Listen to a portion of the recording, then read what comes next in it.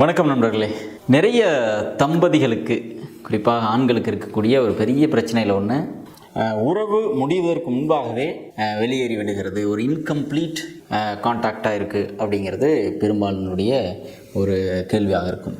இதுக்கு பல காரணங்கள் இருந்தாலும், உணவு காரணமாக இருக்குது, அவங்களுடைய உடல் திறன் காரணமாக இருக்குது, மனநிலை காரணமாக இருக்கிறது, பல காரணங்கள் இருந்தாலும் இந்த பதிவில் உடனடியாக அணுக்கள் வெளியேறாமல் இருப்பதற்கான ஒரு சின்ன டிப்ஸ். பெரும்பாலும் முதல் முறை அல்லது ஆரம்பகால திருமணத்தின் ஆரம்ப காலங்களில் ஒரு ஆணுக்கு இருக்கக்கூடிய பிரச்சனைகளில் மிக முக்கியமானது இந்த விரைவில் வெளியேறுகின்ற பிரச்சனை அல்லது முழுமையற்ற உறவு. இதுக்கு ஒரு மன ரீதியான காரணம் என்ன என்று பார்த்தால், அதிகமான எக்ஸைட்மெண்ட், அதிகமாக உணர்ச்சி வயப்படுதல். இதுதான் மிக முக்கிய காரணமாக கண்டுபிடிக்கப்படுகிறது மன ரீதியில்.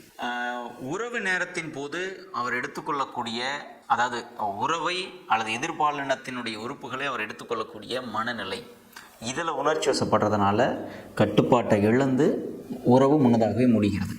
இதிலிருந்து வெளியேறுவதற்கு மிக எளிய ஒரு டைவர்ஷனல் தெரப்பி, உங்களுடைய மனதை மடை மாற்றக்கூடிய ஒரு டெக்னிக்.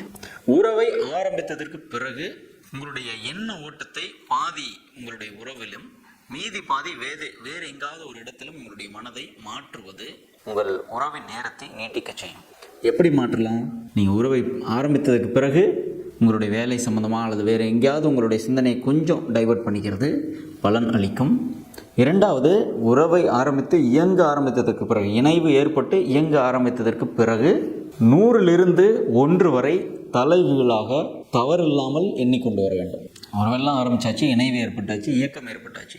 ஸோ இயக்கம் ஆரம்பித்ததுக்கு பிறகு 100, 99, 98, 97 உங்கள் மனசுக்குள்ளே நீங்கள் தப்பு இல்லாமல் எண்ணிட்டு வரணும். உங்களோட கவனம் தவறில்லாமல் நம்ம எண்ணணும் அப்படிங்கிறதுல உங்கள் கவனம் பாதி இருக்கணும்.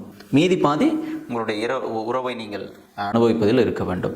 இந்த சின்ன டைவர்ஷனல் தெரப்பி நான் ஒரு பொதுவான என்னுடைய ஆலோசனையில் நான் ஒரு 500-600 பேருக்கு மேலே சொல்லியிருப்போம். அதில் பெரும்பாலான சொன்னது அடுத்த செட்டிங் வரும்பொழுது எஸ் பயனுள்ளதாக இருந்தது, என்னால் இம்ப்ரூவ்மெண்ட் பார்க்க முடியுது, என்னால் ஒரு கட்டுப்பாட்டுக்குள்ளே வச்சுக்க முடியுது அப்படிங்கிறத சொல்லி கேள்விப்பட்டிருக்கிறோம். ஸோ இங்கே நேரடியாக இங்கே நான் பரீட்சையும் பார்த்ததை உங்ககிட்ட ஷேர் பண்ணிக்கிறேன். ஏன்னா இதுக்காக இன்றைக்கி எத்தனையோ பேர் பல லட்சம்லாம் செலவு பண்ணுறவங்களாம் இருக்கிறாங்க, விவரம் தெரியாமல். சிம்பிளான ஒரு விஷயமாக தான் இருக்கும்.